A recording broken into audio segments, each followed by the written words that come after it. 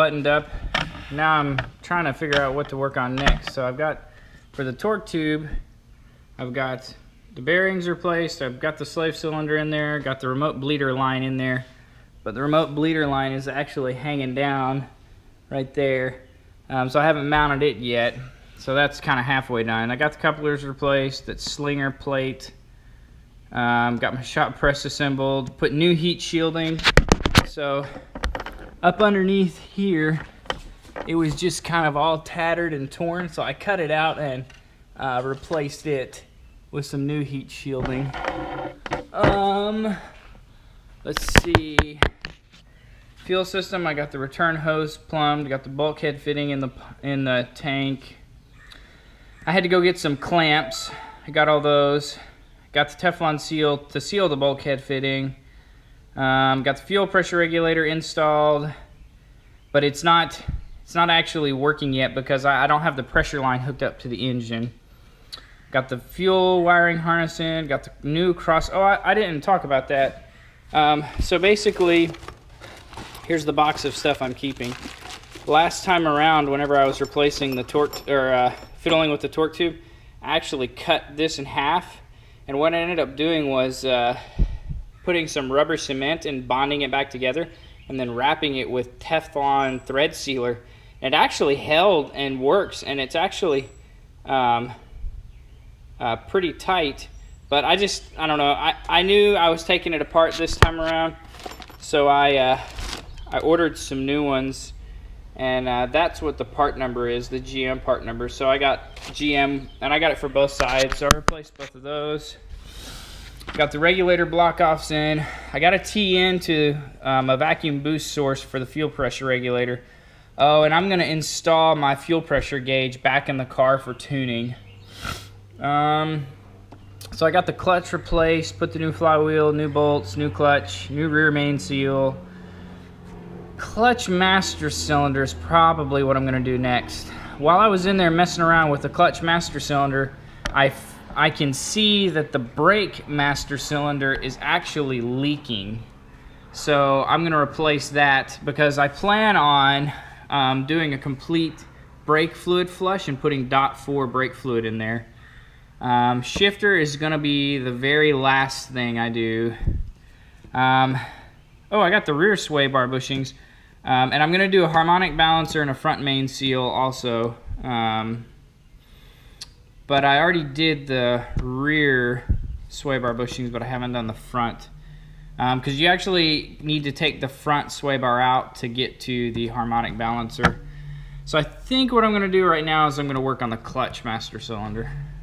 But the way I understand it, you can get to the clutch master cylinder behind this little panel right here.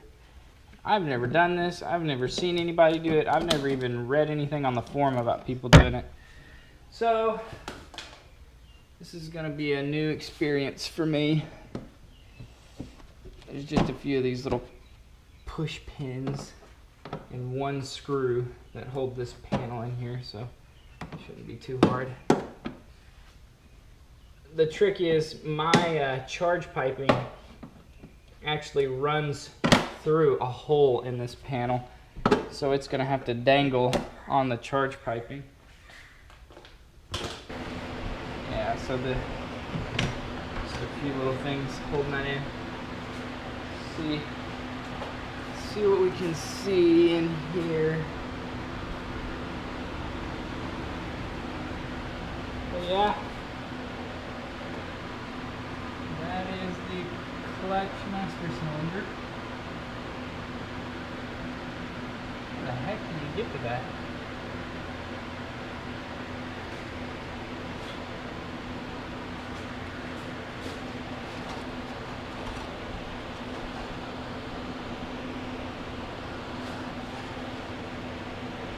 Well, I can get my hand on it. Can you take this reservoir out of the way?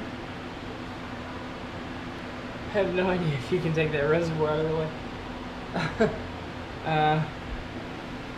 Well, I guess I need to get inside the car and unhook the clutch first. Clutch master cylinder first. And then go from there. So it looks like this is the only thing holding the clutch in. Let's see if I can get it out. I have to use two hands. It looks like pretty much the only thing holding in the clutch master cylinder from the inside. And then it looks like it just twists and pops out. Let's see. There is not enough space for the reservoir to fit down there to pull out the master cylinder. So I'm gonna have to take the reservoir off. And to take the reservoir off, it's got this bracket. It's bolted to the brake booster. Of course, you're gonna be a pain. Little half a turn at a time. But I'm gonna go ahead and detach the brake booster, or the brake, I can't think when I'm working. So I'm gonna detach the clutch master cylinder reservoir and then pull the tube off of it. So this bracket actually goes across both of the bolts on the master cylinder, which was kind of annoying, but whatever. Now I'm gonna figure out how to get the bracket off. Ugh. Apparently that was leaking. Oh no, that's just getting crap on it from the brake master cylinder. Looks like there's just a little. I'm gonna get a syringe and drain that before I pop the hose. So this is what that brake fluid did to the bracket. It actually ate the paint off of it. So I'm gonna hit it with a coat of black paint before I put it back on. There we go. One reservoir out of the way. Now I'm gonna have to lift it up so that I can get underneath there. Show this, but that is the clutch master cylinder, and it just twists and pops out.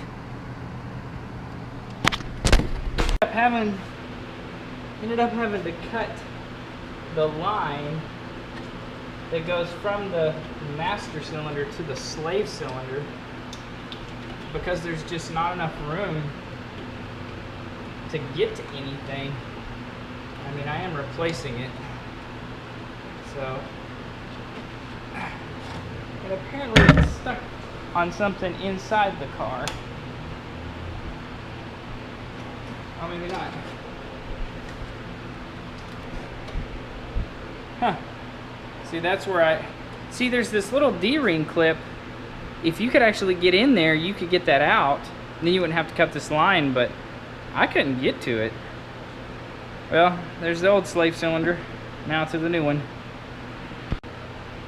Alright, so to prep the master cylinder to go back in, I ended up having to take all the little hoses and tubes off and the reservoir again. And it was all full of fluid, which I guess is a good thing, but it doesn't help me out.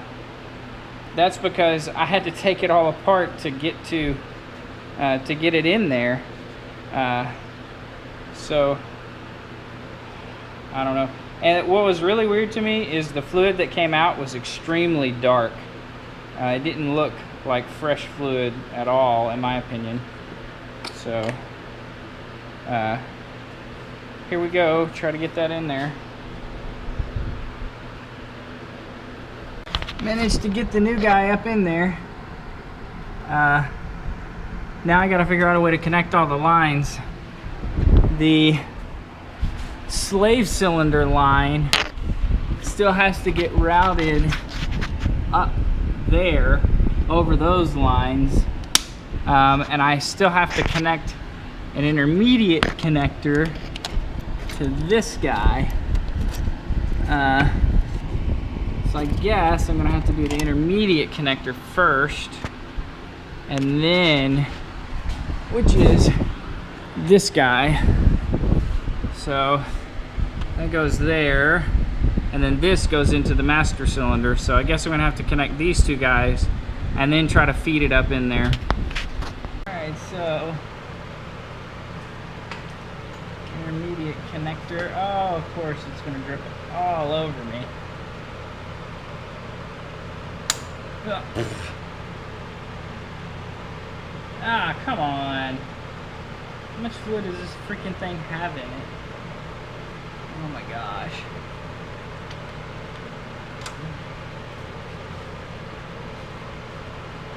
All over the freaking place. We'll get one of my little rubber caps and put on it.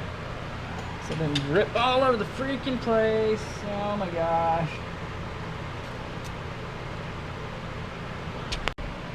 Now I can work without this thing dripping all over me.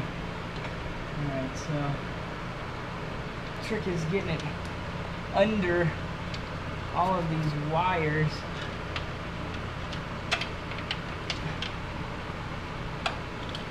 Like the other one was.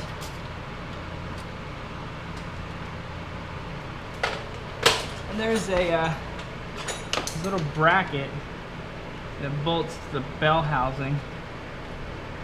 Yeah, that'll go. I'll have to bend it a little bit, but that'll go just fine. Okay.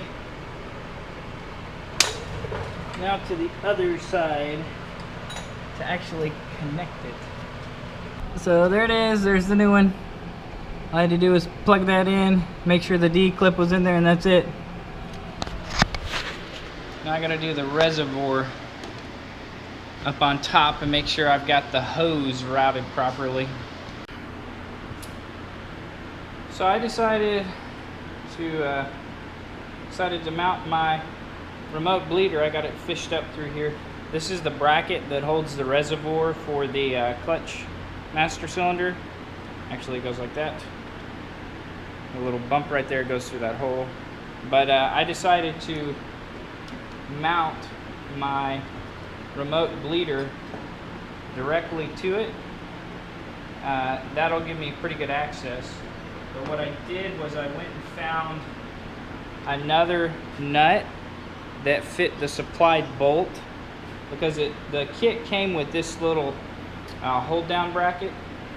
So I got me another bolt that fits, or another nut that fits this bolt, and I am going to use the original one as a spacer to space out the hold down bracket away from the reservoir bracket, so that you can actually get a wrench around it, because if I just mount it flat, I'll never be able to get a wrench around this thing to loosen it. It's mounted. It's kind of poking up through there just a little bit, just enough where I can get to it, but it's down far enough it's not going to hit the hood. So I just got to get the clamp, slide it over the deal right here, put the reservoir down in. Here's a closer look at where I mounted the remote bleeder valve. Just enough room that I can get a wrench back there and crack it loose and bleed it. Finished up bleeding the clutch. I've got my little bottle system here. I've got a hole in the top here so that as fluid fills up in there, air can come out of here. Before I poked that little hole in it, it wouldn't actually fill up. None of the fluid would go in there. And this actually is airtight. This little hose is actually from a long time ago in a galaxy far away. Whenever I was a mechanic, whenever you buy a new master cylinder, brake master cylinder, it always comes with hoses so that you can bench bleed it. And I just hooked it up to that and had my wife get in there and bleed everything, or pump the clutch. Got everything all filled up with fluid. And I put .4 brake fluid in it. See if I can figure out what I did with the brand. This is actually the brake fluid that I chose. .4. I don't know. I guess it's good. I don't know. The other thing I did while I was in here is I went ahead and finished up the fuel pressure regulator. It's bolted down now. It's actually connected to the fuel rail. And I've got this Parker hose on here, but I actually had kind of a second thought. This hose that came with the fuel pressure regulator is actually steel braided hose, and it actually fits on the fittings pretty well. So I think I'm going to try that stuff, but I'm not going to do it just yet. I've got it to the point where it's almost ready to start. So let's see where we at on the to-do list. The brake master cylinder. So it turns out I didn't need the brake master cylinder. The fluid that I could see draining, it was actually draining down underneath there, and it was running down on the brake booster. But turns out what it was the reservoir was leaking. All of that trouble was caused by a leaky reservoir. So this guy right here was leaking in there somehow. It's got a crack in it somewhere. And it was actually leaking down on the bracket. So it was leaking down on the bracket this thing is bolted to, running down onto the brake booster, and then running underneath the brake booster and onto the ground. So I actually pulled this master cylinder off, looked at the back of the master cylinder, and the master cylinder and the brake booster were bone dry. So it wasn't the master cylinder, it was this clutch reservoir all the time. So saved me about $200 replacing the brake master cylinder. I'm still going to completely flush out all of this fluid and put brand new .4 fluid in it. I'm going to use that same fluid over there. But as far as the to-do list goes, got the clutch master cylinder in there. Got to do that. Got to do that. I got to do that. So that's, I got to do that. I got to do that. So yeah, I got this crossed off the list, and that's it. So actually, I'm going to do myself the satisfaction of actually crossing it off of the list. And this I didn't actually need, so still more stuff to do, but Saturday's coming, and I'll be working on it then. So this is how I'm pressure bleeding my brake system to change it over to .4 fluid. I've got an old brake reservoir cap. I drilled a hole in it, put a valve stem in it, and then I've got my air pressure regulator set on like 2 pounds of pressure or something like that. And I have a catch pan over here. One I showed you guys earlier. It's hooked up to the brake line.